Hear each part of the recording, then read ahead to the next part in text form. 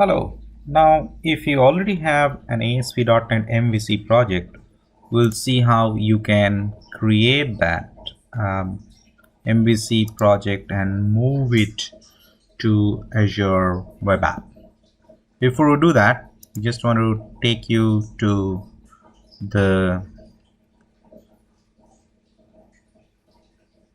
Azure extension, and if you just see the Azure extension, you will find a couple of such resources available. For the first time, what you need to do is that you need to just go ahead and select any one of them and say connect to Azure App Services. And once you do that, this will prompt you to log in using your credential and then give you all the access to all the subscription you have under that login. I have done that, and then you can see that you can now go ahead and say click on plus and then create the app service. So we'll not do it from here. What we will do, we will start configuring the app for Azure. So this is the app I'm running at, and if I just want to show you how it looks like, so you can just say .NET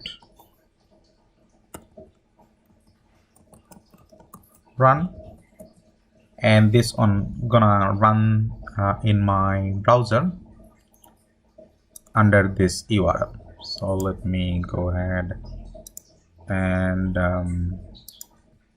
open this, and it is gonna run the app in my URL. That's fine.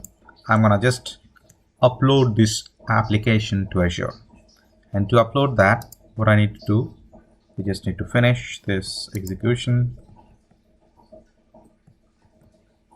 and then I'm gonna build it in publish mode. So I'll say .NET publish, and then I just choose the release version and then put it inside the publish folder under the root directory. So if I do that, it will do the build process, create the DLLs and etc., and put it inside the publish folder. So if I just take you inside the publish folder, and I'll show you all the files required for this application to be uploaded. Now, if I now come back to my Visual Studio and go to the file list, I'll see the publish folder created. Now you can see that all the files are showing up here. I select the folder and I choose an option to deploy to web app. If I do that, it's gonna ask me which subscription I want to deploy to, right?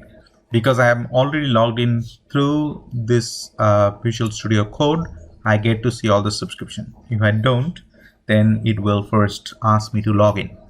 So I'll select the default one, and because I don't have any web app created right now, I'll say create a new web app, and I'll say demo web MVC I just registering the provider. You can see that, creating the resource group. So all the details are showing up here, all the actions happening at this point in time from my Azure App Services extension. I can either go into, let's say, my Azure portal and do that step by step, or use the JSON template if I want to do it in a more DevOps way, or use Terraform. So depending on how you want to create, so you can even use PowerShell or CLI to create the app services. So once this app services is created, right, this will just take a few moments. Let's just wait for this to complete. Now again, you can see in the output window, it is showing deploying to